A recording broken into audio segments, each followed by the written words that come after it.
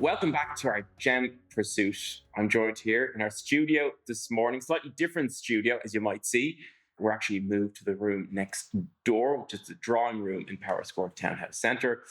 But joining me this morning is Fenia Segudi, our resident jewellery historian here in Corfu. Fenia, very good morning to you. Fenia, what painting and what time period are we going to be looking at this morning? We are gonna talk about the painting The Blue Silk Dress, created by Dante Gabriel Rossetti in 1868. We're gonna analyze the jewelry depicted in the painting and possibly discuss a little bit about aesthetic jewelry and the arts and crafts movement. Can't wait. Let's get started. So I think we'll start, Fenia. We'll talk just a little bit about the particular painting in question. I know it's one that you have a particular knowledge on. So, well, let's go into a little bit of detail about that. All right. So this particular painting was created in 1868. It's very special because of the personal story that it carries, that comes along with it. It depicts Jane Burden, known to the public as Jane Morris, who used to be the painter's lover and also the wife of one of his best friends. It depicts Jane sitting at a desk. She's wearing a beautiful silk garment, a very lustrous deep blue. She's surrounded by lots of flowers, like carnations, roses, and ivy leaves. She's wearing a very intricate gold bracelet around her wrist, which carries a special meaning behind it. She looks over the viewer with a very mysterious look. She's holding a book. She's very ethereal, a very special painting. The time period is very important, and actually maybe a bit of background about Jane herself would be quite interesting, because she grew up in Oxford in the UK in 1839, and she had quite I don't know if I'd say traumatic, but quite a maybe challenging upbringing, I'd say, and that's where she got the desire for art and education. Yes. So Jane, her life story feels like the arc of a novel or a movie, and it actually inspired plays and movies later on. Jane was born in 1839 in Oxford, as you said, in the slums of Oxford, and she was the daughter of a laundress. Her father, probably, we suspect that he struggled with alcohol abuse. She had a very limited access to education, but from a very, very early point in her life, she really wished to be educated more, to have access to art, and things like that. We know that because of her personal letters that we have discovered later on and her diaries. And her life basically changed completely in, I think, 1857, when she met Dante Gabriel Rossetti during a theatrical performance that she was attending in Oxford. Jane was extremely beautiful, and she had a very unique, kind of different kind of beauty. She was very exotic. She was a very large woman. We have pictures of her, photographs of her at the National Portrait Gallery. And we know that she was a very tall woman. She had long, curly black hair, thick eyebrows, very different from the British women around back then. And she immediately captured the attention of Rossetti. Rossetti himself, he was a very rebellious young man from a middle-class family that had the means to educate him. He used to be a student at the Royal Academy of Arts in London. And when he was quite young, he created this secret society called the Pre-Raphaelite Brotherhood. And these people would go against the way artists in the academy used to draw. Academic art is very nuanced as far as the colors are concerned, and they promote a very idealized version of human forms. Whereas the Pre-Raphaelites, they wanted to create art that was much more naturalistic, bright colors, a brave choice of color palettes. Generally speaking, they really celebrated the art before the time of Raphael, hence the name, the Pre-Raphaelites. Whereas in the academy, all all the artists there really celebrated art after Raphael.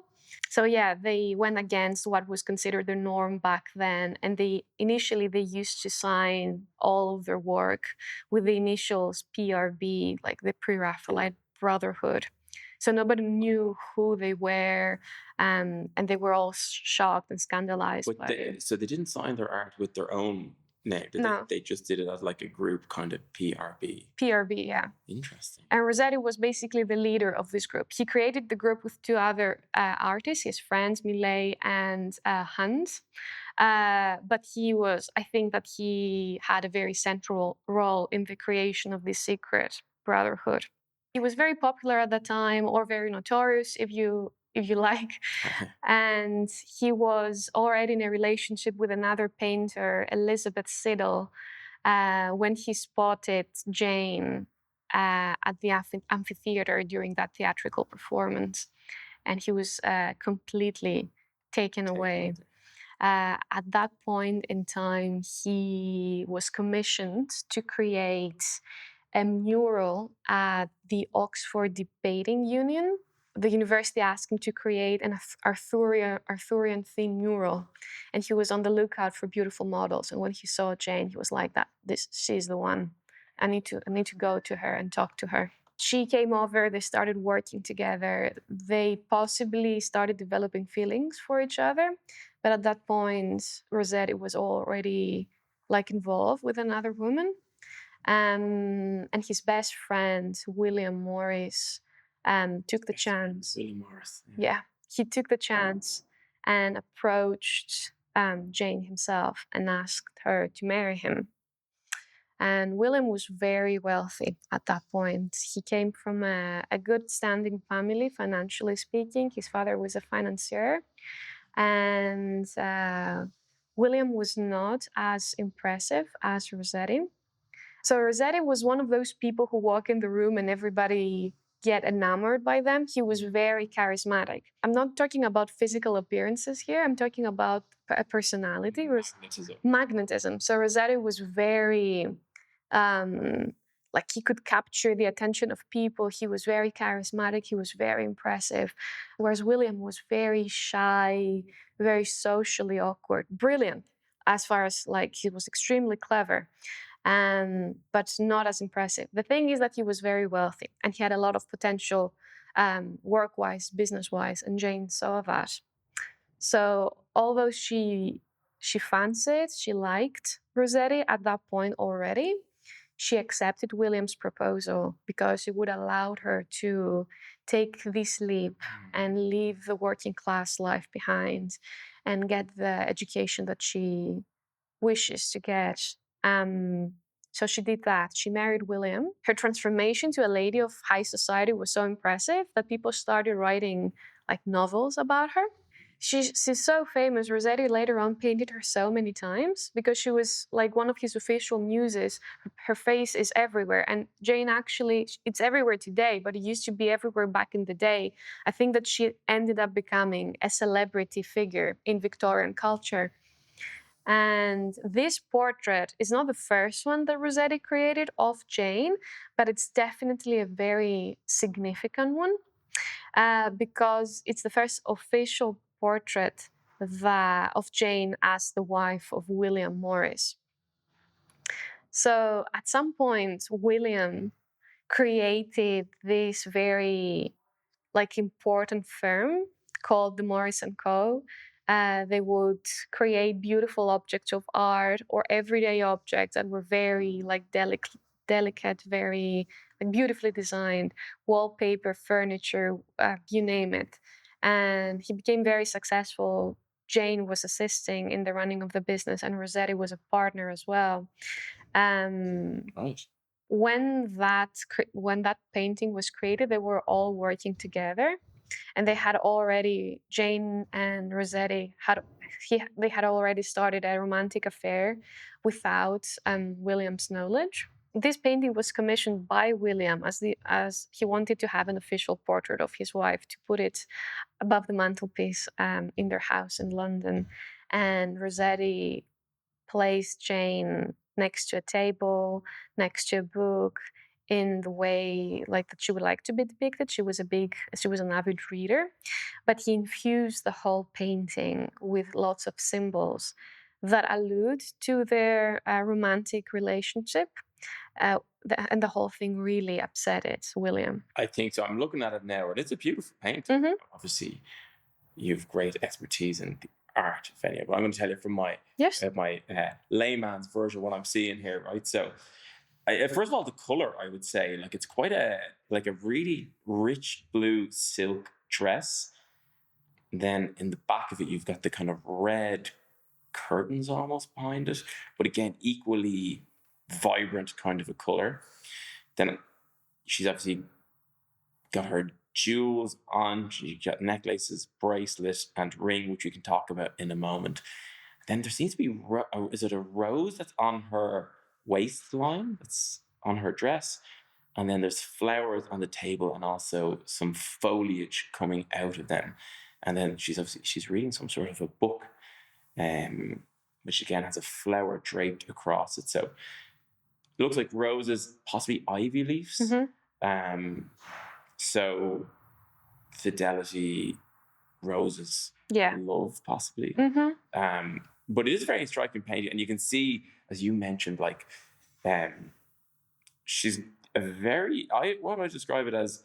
She's got a very like distinct facial features. Yes. Like her nose and her eyebrows, but looks like a very beautiful lady in this photo. She was gorgeous. Yeah. She was a wonderful woman as far as her physical appearance is concerned, and also her mind, because she wasn't just a beautiful face. Jane was she was extremely intelligent. The fact that she managed to make that leap and like start speaking so many languages, she became she started playing many instruments. She exchanged letters with politicians and other like intellectuals of the time. Morris himself, he was a brilliant man, if you think about it. Like he could do, for the people who are perhaps a little bit familiar with the arts and crafts movement and William Morris's work, a very successful businessman to start with, a fantastic designer, a painter. He could make furniture. He was also very interested in politics, possibly a socialist as well. He was one of the first founders of the Socialist League in the UK. So a man with like social sensitivities, lots of talents, and very business savvy. But Jane could stand next to him like as an equal. She wasn't just a pretty face for Rossetti's painting. She was an intellectual on her own right. This picture is like infused with like romanticism. The ivy leaves. We have some bands downstairs, like wedding bands. Very nice ones that feature. And we actually sold one yesterday to a client, and they really appreciated the ivy leaf motif on the band. I'm not sure if I'm correct, Matthew. Please let me know if I'm making a mistake here. But the ivy leaves tend to stick on a wall very firmly. So this is why they used to be employed as a symbol of like sticking together with your spouse. Like, is that what they're underlying? Ivy leaves are the ones that they grow up.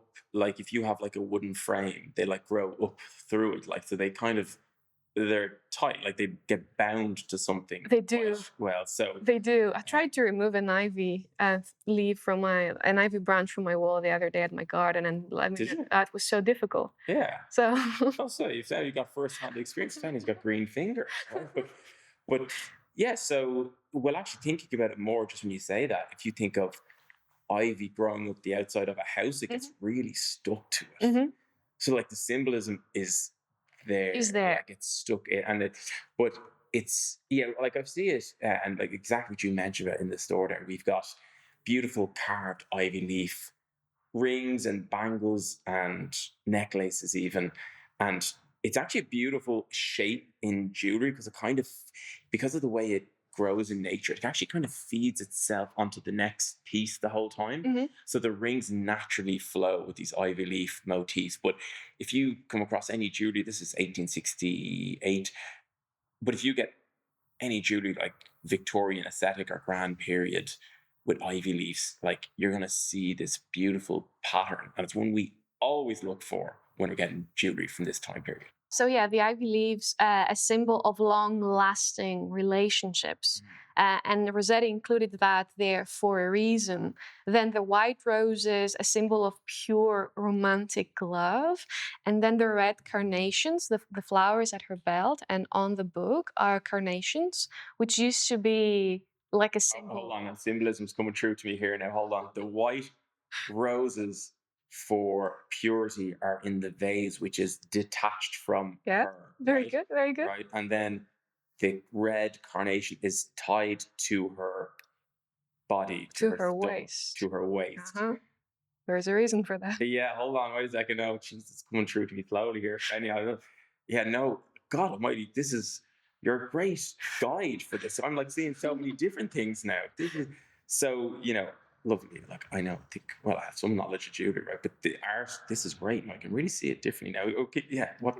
So carnations, red carnations, a symbol for carnal passion, and he put it like right on her waist. So the placement of the flowers is not coincidental. It's not accidental. Yeah. They're having an affair, Rossetti and Jane, and William does not know about it. Maybe he suspects it. And Rossetti is basically poking William with a stick with his painting for many reasons.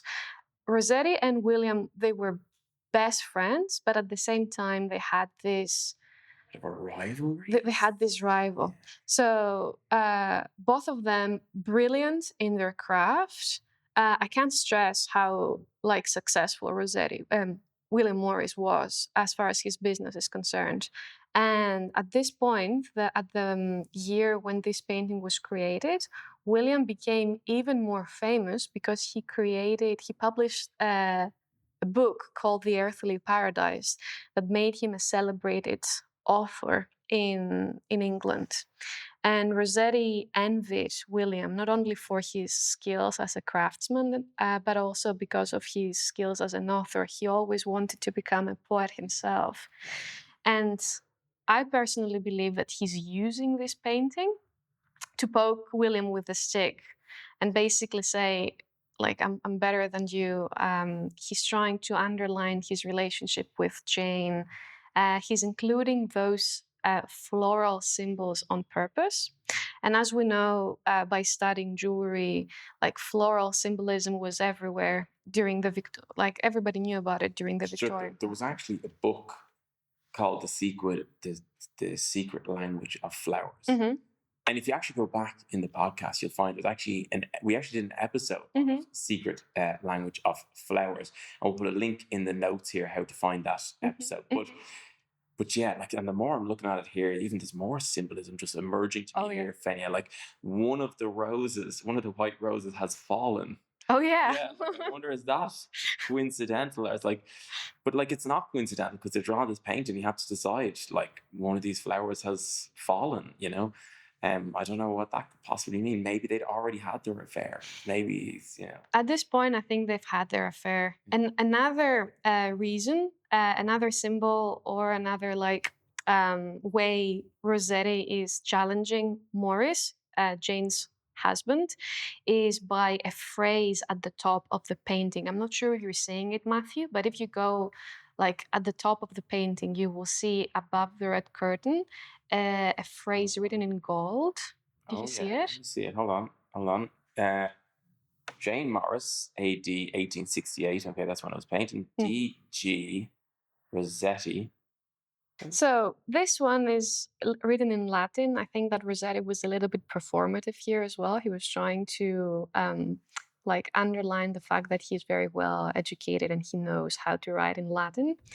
And I'm paraphrasing here, but he basically says, Jane Morris, 1868 AD, the year he created the portrait, painted by Dante Gabriel Rossetti. Yeah. And then he says something like that. So he goes, Jane Morris, famed for her celebrated author husband, and by her beauty, let her now be celebrated by the painting that I created.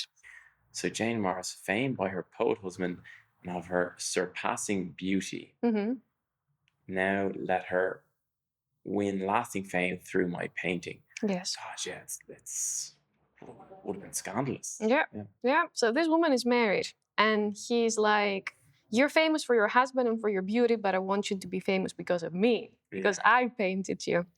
And Morris was very well educated himself. He could obviously understand Latin, and that was very provoking. The flowers, the romantic symbolism, the phrase itself. But I think the most provoking of them all is the bracelet that she's wearing around her wrist, which is flaunting, by the way. So she places her hands like that, and she's flaunting that gold bracelet around her wrist. And there is a very interesting story behind this bracelet. So Rossetti was a painter, first of all. He was also an author, but he would design jewelry now and then. And we have many reasons to believe that this is a bracelet that he personally designed and gifted to Jane when they started their affair. Rossetti used to keep notebooks for every year, like personal diaries. They're filled with sketches and personal notes. You will find the notebook for this year at the British Library, if I'm not mistaken. And in this notebook, Rossetti has the design for this bracelet. It's a preliminary design. It's like it's not, the bracelet looks, it's not at its final form. Right now, But it's draft one. It's a draft one. Draft one. So right now we can see that this bracelet basically wraps itself around Jane's wrist. You have a central plate around here with botanical motifs and then tiny rosettes around the wrist as well. In the notebook, you will see the central plate, but then you will see like very simple like rings around her wrist, and then the rosette design beneath the bracelet. So he probably incorporated the rosette design later on the bracelet, and we can see it here. But the most important part about this bracelet is that in the interior of the central plate, Rossetti has carved two dates. So we have a year, an X, and then another year. The first one is 1857, if I'm not mistaken, and it's the year he actually laid his eyes upon Jane for the first time in Oxford. Right. And the second one is, again, I think it's 1868. And like, I've read some articles about this topic, and the majority of the scholars believe that this is the year they've started their affair. So he has included the date he first saw Jane, and he developed feelings for her, and then the year that they started their affair. And he's including this piece of jewelry with this hidden symbolism literally carved on it at the official portrait that he created for Jane as the wife of his best friend. So it's a loaded picture with lots of history, lots of scandal. Did Rossetti get this bracelet made then? He designed it himself. He designed it himself, but is it the real bracelet? We don't know where the bracelet is today. We know that he designed it at some point because we have the drafts for it in his personal notebooks. And we can see it on the painting. Now, we have two possibilities. He either actually gifted the bracelet to Jane, and she was seriously scandalous. Very scandalous. That would have been like, imagine that. gifting bracelets. But I mean, it is essentially, I don't sound scandalous when you say it, but it's a gift to his friend's wife. Yeah, it's a bit scandalous. Yeah. And he definitely designed it in his notebooks. Mm-hmm. So he either actually made it and he gave it to Jane to wear it during the creation of this portrait, or he could have added it without it being there. We don't know. When we were studying the pearl at Vermeer's painting Girl with a Pearl Earring, we know that the earring was not there. Rossetti could have added the bracelet at some point, or maybe it was there. We don't really know because we haven't located the bracelet today. But as you mentioned, Fenia, I think earlier, if this painting was Rossetti's attempt to poke William Morris, then it didn't have to be there, it didn't have to exist. Yes, By exactly. putting it there, it would have achieved what he was hoping for. Anyway, now, from a jewelry perspective, there's a big part of me that wishes that bracelet is real. Imagine, Because yeah. it looks almost like kind of an Etruscan style piece. And it almost looks like there's corals or gold granulations within it. And she's also got a lot of kind of gold necklaces on as well, thick gold chains, kind of typical of the period. And then a green emerald ring, which appears to be her on her wedding ring finger, as far as I can see. But yeah, God, now after, I suppose once you know that bracelet was in his drawings, it changes the meaning completely. 100%. And it's very interesting that you mentioned that this is her wedding finger, because Jane is basically flaunting with her posture, with the way she has placed her hands. She's flaunting both a ring and her lover's bracelet at the other hand.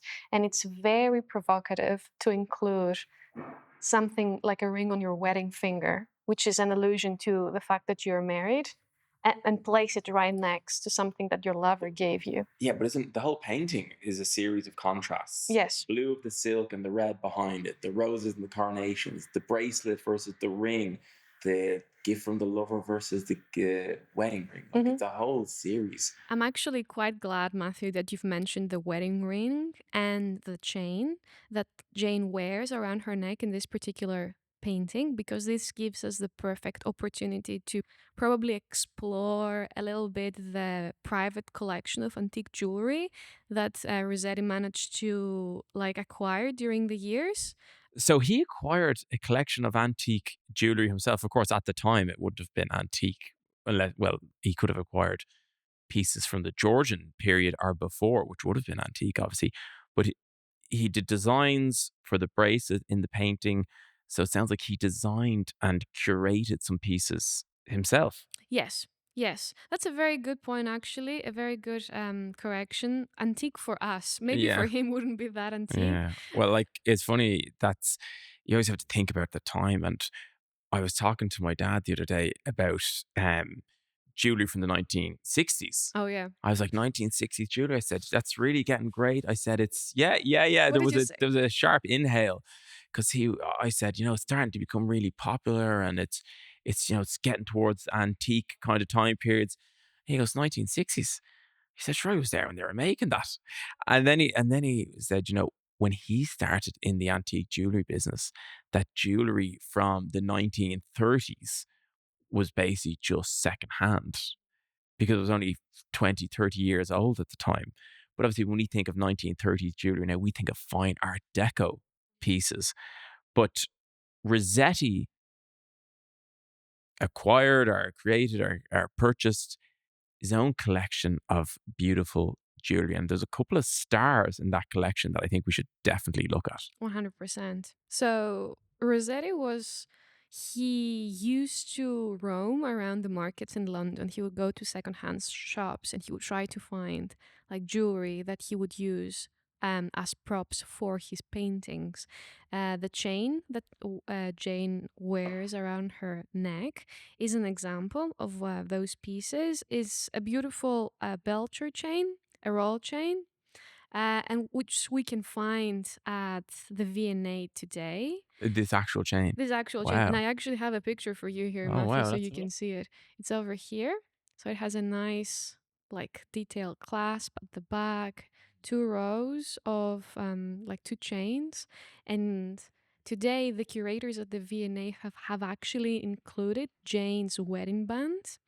They have passed it through the chain necklace. So this is her wedding band. And if you go to the V&A website, you will be able to see the pieces there in pictures. If you're lucky, maybe you could go to the V&A and view them from up close. And I think that chain is a beautiful example of a chain from that time period as well. It looks quite big, and that was really at the time when all those chains were made completely by hand. Mhm. So all of the links, they're much bigger than links that you see today. Mhm. They're typically all 18 karat gold as well.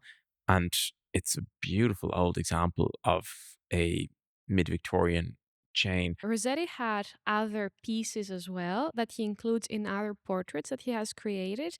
And I would like to talk about two of them. The first one is this like beautiful gold lion bracelet. And the other one, and I have a picture for you here, Matthew, is this gorgeous paste silver brooch. This brooch here now has 3 cabochon stones, 2 red and 1 green, and they look like rubies and emeralds, are they? This one, they Are look they like paste? they are paste. They're Those paste, are yeah. made out of glass and Wow. they're set on a silver brooch, which includes like little roses and floral motifs around it. You can see this brooch featured in Rossetti's painting The Blue Bower, featuring one of his other lovers, Fanny Cornforth. Fanny used to be his maid, but she was also his lover as well. This man, Right. yeah, this man was very popular with the ladies. He had Yeah. many lovers. Wow. And Fanny was a gorgeous woman, very different from Jane, features Yeah, wise. very. She had beautiful, like golden, almost like auburn hair. And in this picture, Rossetti has dressed her with like silk, like green silk garments, which go very well with the brooch. She wears the brooch around a chain, so she has converted it to a pendant in this particular portrait. And the brooch, the paste, the vibrant colors of the glass go very well with like her green silk gown and her rosy lips. And I think, and Wow. please correct me if I'm wrong, Matthew, but I think that this particular brooch is a very typical example of arts and crafts jewelry. First, because of the materials, because we're having like glass and silver. Arts and crafts was, as a movement, favored the creation of items that were not necessarily valuable as far as the materials are concerned. They thought that the value of the piece comes from the craftsmanship, from the creation of it. Am I correct? Yeah, I mean, it's not, they weren't adverse to using valuable stones and valuable materials, but it wasn't the be all and the end all. Like the pendant you've got on there is an arts and crafts piece with very fine opals, pink sapphires, diamonds. This piece is set with glass, but it was really they were rebelling against the industrialized revolution. And even if you look at this brooch, it's not perfectly symmetrical. The stones are not exactly the same size. It's not, in inverted commas, perfect. Mhm. But for what it's supposed to be, it's really, really great. Like the colors are great. It looks organic. It looks beautifully made. But they weren't the only people doing that. Like if you take one of the most famous jewelers of all time, this particular gentleman was also in the realm of, he didn't just use valuable stones. He used the lesser value materials, but the value was in the piece. Like how well was it made? How is it beautiful? It's designed. And do you know what jeweler that was? Is it an Art Nouveau jeweler? They made jewelry during the Art Nouveau period. They're Russian. Oh, okay. Who is it? Fabergé. Fabergé? Oh. Fabergé. Like Fabergé's most valuable pieces are often silver set with enamel, Really? I didn't which know that. is not. Now they also have like diamond stuff and really good stuff, right? So I mean, but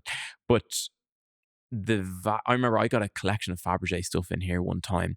3 pieces, a silver frame that was dual sided, so it was like I think someone told me it was a carriage frame, so it Mhm. went in the carriage so you could see it inside and outside, and it had a rock crystal glass, so the glass was rock crystal.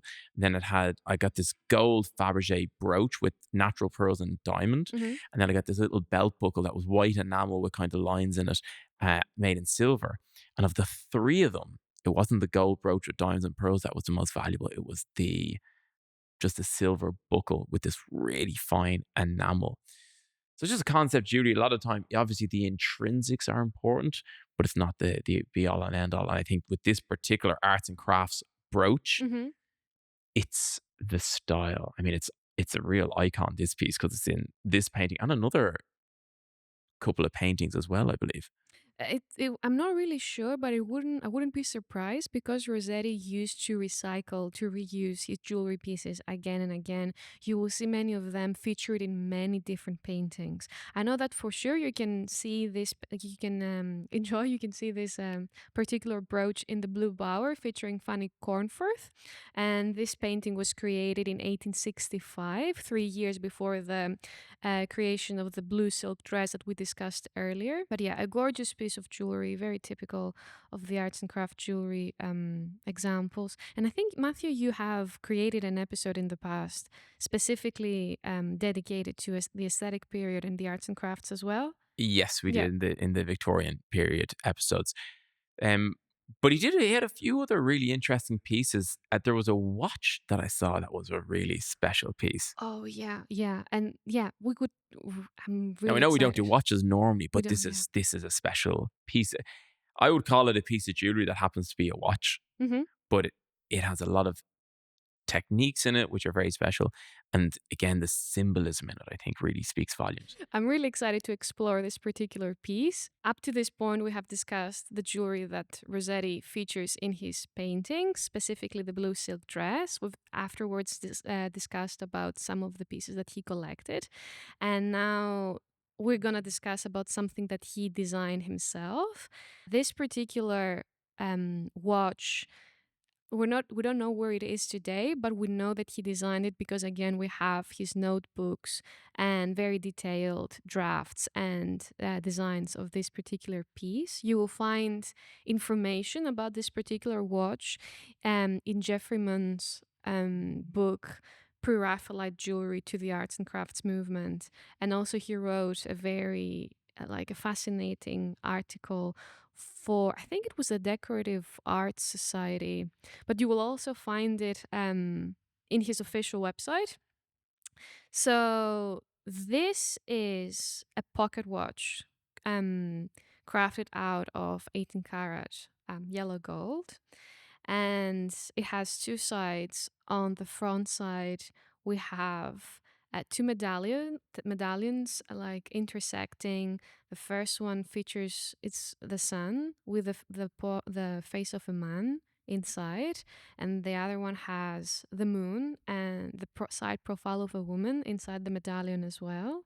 And at the back, we have a very interesting bird in a posture, like a position of ecstatic flight. So imagine like a bird just leaping forwards and opening its wings and protruding its chest. This particular item is fascinating for various reasons. Firstly, because of the history tied to it, and also because it reveals a lot about Rossetti's way of thinking and his personal beliefs. Also, his liking for the occult as well.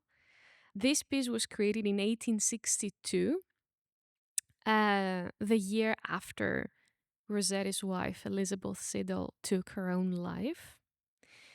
Elizabeth was a very successful painter in her own right, and I'm pretty sure that you have seen her face in Millet's celebrated painting Ophelia.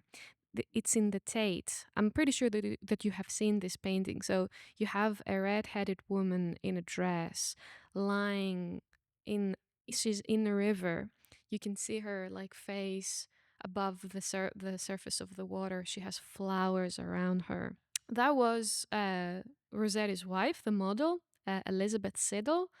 As I've mentioned during while we were exploring Jane's and Rossetti's personal story, when Rossetti met Jane, he was already involved with Elizabeth. But Elizabeth was very miserable. She was very miserable during their wedding because he was cheating on her constantly. At some point, she had a baby with him, and it didn't survive. It was a stillborn. This took a toll on her mental health. At some point, she started using like opioids to be able to deal with her pain. and she eventually died because of an overdose. And this happened in 1862, so at least 6 years before the creation of the blue silk dress painting. Rossetti wasn't in a relationship yet with Jane at that point. But the thing is, she died, and then Rossetti was like overwhelmed by grief and also by guilt. So he created this piece in order to commemorate his late wife. We're talking about 1862. Prince Albert died a year ago in 1861. The mourning jewelry phase has just officially started, although, of course, we have many examples of mourning jewelry before and during the Georgian era. And this piece is first and foremost a Victorian mourning piece. So we have the gold watch, and then we have black enamel featured all over the surface. So we have the black enamel, and so this piece carries some of the conventions of the Victorian mourning jewelry.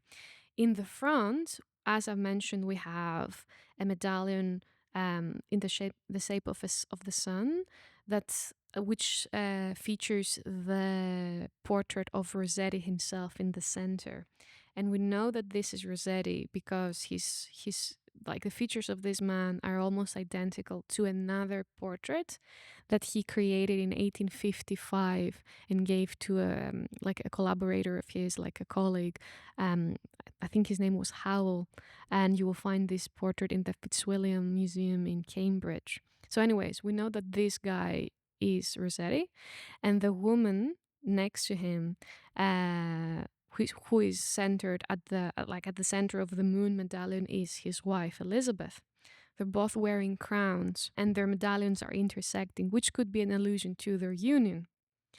And underneath the two figures, we have like a winged. I'm not sure what it is exactly. So Jeffrey Munn says that it's like the winged Mercury, like the god Hermes. I'm not really sure if he says so. He must be correct. For me, it looks like an hourglass as well, which is also like a very popular motif in Victorian jewelry.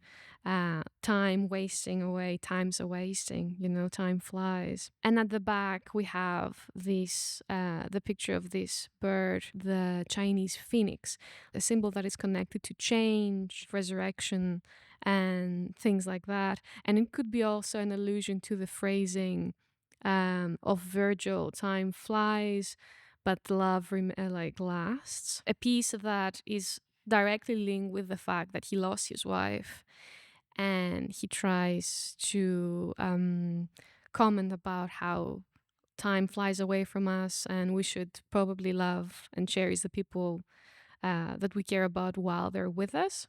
But also, as I mentioned, Rossetti had a liking for the occult as well, and we can see a lot of these things in this particular watch as well. I think that the first indication that he had a liking for the occult is the fact that he insisted on calling the Pre-Raphaelite Brotherhood a brotherhood, like a secret society. He was also really into spiritualism, as many Victorians were. During the Victorian times, people started doing these sessions they call seances. I think they tried to communicate with spirits. They would gather and they would try to communicate with the dead. And we know that Rossetti participated in this type of gatherings because there is actually a diary called William Michael Rossetti's Seance Diary, who was his brother. And you can see inside this diary the attempts of Rossetti to reconnect with his wife as well. And there are many scholars who actually believe that Rossetti was trying to develop his personalized religion of love. He was enthralled by the concept of a woman as a heavenly savior. And I think he liked that because it reconciled his spiritual needs with his sexual desires.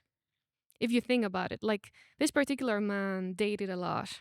And at the same time, he had an inner angst. He wasn't that religious because Christianity doesn't approve if you're very sexually active. He needed some type of support emotionally, spiritually. But his lifestyle did not allow him to be, I don't know, a very devout Christian. So I think that he basically like combined his spiritual needs and his lifestyle and created this personalized religion of romantic love. And when you say did he create this, like, did he have like sermons for it, or did No, I it don't was think. just for him? Yeah, I don't think that he was practicing it, but I think that he had this belief that you can find God and you can be saved through a woman who loves you very much. The reason why we believe that is that because Rossetti was a big fan of of Dante Alighieri. Uh, Rossetti was named after Dante, and Dante had this work, this literary work called La Vita Nuova, the New Life, where his protagonist finds salvation through the romantic love, through the relationship that he has with a woman, Beatrice. And we believe that Rossetti thought that he could experience the same thing as well through his own romantic relationships. There is an alchemy book that I'm not sure how it's called, Rosarium Philosopharum, something like that. It was created in 1550, and it shows there, like, it argues that the union of the sun and the moon, the romantic love between the sun and the moon, could lead to the elixir of life. We believe that maybe Rossetti was aware of this text, and if we consider his like obsession with romantic love and the thing that his belief that he can save people, we believe that this manifests on this jewel because we have the union of sun and moon on top of this watch, and also his face and his wife's face on top of it as well. So in order to tie it up, to basically conclude, this watch is like a mourning piece because it commemorates his wife and it has many of the Victorian conventions of mourning. But at the same time, we could argue that it includes some elements that allude to Rossetti's belief that you can be saved through romantic love, and marriage as well. It's a very interesting and very heavy piece. But I think again, it just shows like that Victorian jewelry, and we're lucky enough that we have a good amount of it in store and different versions of it and so on. But the symbolism of it is so important, Yeah. and there's nothing on it that's by accident. Like the painting that we were talking about today of Jane Morris, at the outset, when you showed it to me, I was like, oh, well, there's, a lady in a blue dress and there's red. And then by the end of it, you can see the importance of the flowers and the types of flowers and the fact of where they're placed in the painting. And then the little script at the top, it just changes it into a completely different painting altogether. Yeah. And, I just want to thank you for guiding me through that one. Of course. We are going to wrap it up there. Thank you to Fenia Segudi, who joined us for this, brought out absolutely great breadth of knowledge in this area, and was very kind and generous enough to share it with us. So Fenia, thank you very much. And I know you put a lot of time and effort into it, so thank you very much Thank you for having me. That was so fun. A big thanks to Colin Weldon, who's doing the video for us. If you're looking at us now and it's on YouTube, our little clips on our new Gem Pursuit Pod Instagram channel, you can thank Colin for organising the video for that. And of course, our producer, Ross, who brings it all together for us. Ross, thank you for everything you do. And again, I think I couldn't possibly forget to thank everyone here who's listened to it and enjoying us and sending us comments and emails and different interactions about Gem Pursuit. We really love to hear from you, and don't hesitate. If you're half thinking about sending us an email or a question, make sure you do, and you can do it to experts@courtville.ie. We'll be back very soon with some more episodes. And until then, from me, your host, Matthew Weldon, thank you very much.